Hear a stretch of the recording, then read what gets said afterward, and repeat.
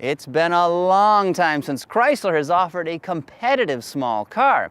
Early in its life cycle, the bubbly Neon was a pretty compelling choice, but it quickly fell behind the field in its second generation. After the company's experiment with noble gases came the star-crossed Caliber, a product that went nowhere faster than actress Tara Reid's career, and yes, it really was that awful, and we're not gonna talk about it. But now the reinvigorated Pentastar brand is targeting the consumer bullseye with Dodge's new Dart. Does this car hit the target, or is it just another lamentable Chrysler compact? Really? Bullseye? Who writes this shit?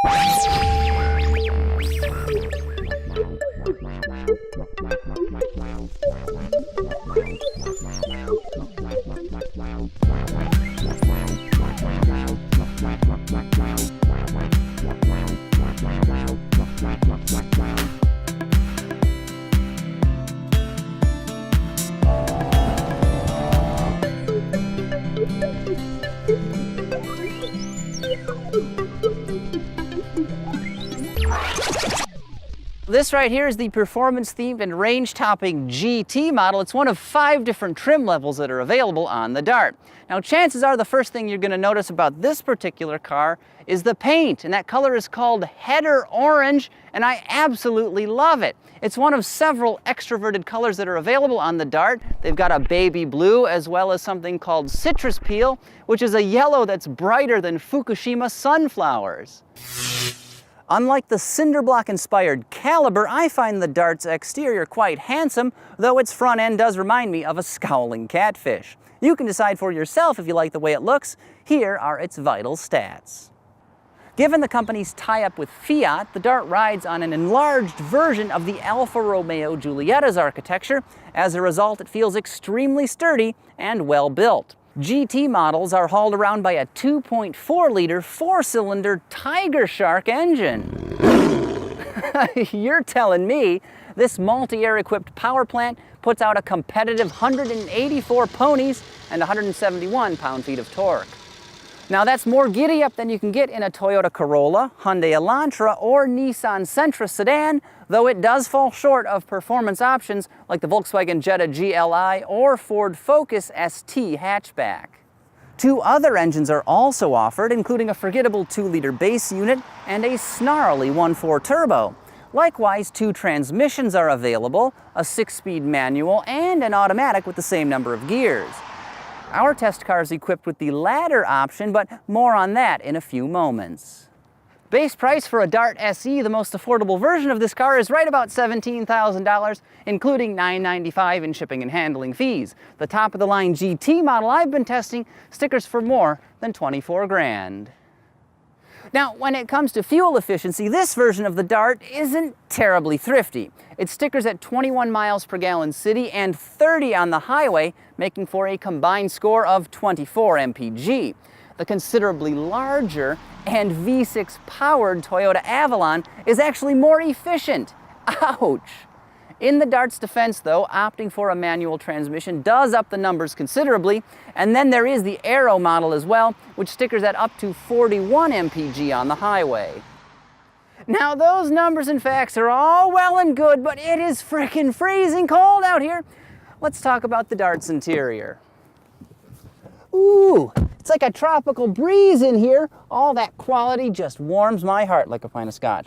Well, from the first pull of an exterior door handle, it should be immediately obvious that the Dart is not some chintzy compact car. Well, technically, according to the EPA, it's actually a mid-size car, but who's counting? This is a very well-engineered vehicle, and its cabin is very nicely finished and loaded with cool technology. Uconnect is about the easiest infotainment system on the market to use, though as I've mentioned in the past, it looks way too cartoonish. And then there's a massive reconfigurable display in the instrument cluster. Beyond that technology, our GT car also has dual-zone climate control, a navigation system, and much more. And one nifty feature of this car is found right under your nose, or more specifically under the front passenger's ass, because if you look carefully, the lower cushion here actually lifts up, revealing a storage cubby. It's great for stashing small items out of sight, and all you heroin addicts out there are gonna love this. And you'll thoroughly enjoy the Dart GT's drive. It's got a sport-tuned suspension, 18-inch aluminum wheels, and integrated dual exhaust that barks quite a bit when you rev the engine. So, on the road, this car is surprisingly fun, and again, it really does feel very sturdy. Now, that GT suspension is quite firm, and you're definitely going to feel bumps, potholes, and imperfections in the road, but the Dart can brush them off with an almost BMW level of refinement. And when is the last time you could compare a Chrysler small car to a Bimmer?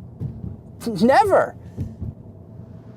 Also, the Dart steering is worth mentioning. It's pretty heavy and quite quick, which means this car will dive into corners with enthusiasm. And I gotta say, it also tracks about as straight as a laser beam when you're going down the road. It doesn't really seem to be affected by either crowns in the road or crosswinds. It goes right where you're pointing it. Acceleration from the 2.4-liter multi-air engine is as you'd expect. The car moves, but the power plant doesn't really stand out in any particular way. Yes, it's pretty quiet. Yes, it's pretty refined, but it mostly just goes about its business. However, what is outstanding about the Dart GT's powertrain is its 6-speed automatic transmission. Now, this gearbox is built in South Korea, of all places, by Hyundai, and it is simply great. When you're driving around town, for instance, at slow speeds, it'll slur the upshifts like your drunken uncle on New Year's Eve. But if you're nailing the throttle, driving this car hard, it'll bang off gear changes almost as quickly as a dual clutch automatic, and it is a truly outstanding transmission. So it's nice to drive, and it's got a fantastic automatic transmission, but how well does the Dart GT stack up to some of its competitors? Well, I would say that it's a lot more appealing than a Nissan Sentra or that redesigned Honda Civic, but it's not quite as accomplished as the brand new Mazda 3, which is an excellent little car. Overall, I'd rate this vehicle about on par with an up-level Ford Focus sedan, which is nothing to sneeze at, although the Focus has been on the market now for at least a couple of years. Now, the Dart is an excellent small car. It's not best in class, but that's something we haven't been able to say about a Chrysler C-segment vehicle in literally a decade or more. For more on this review and others like it, visit Autoguide.com.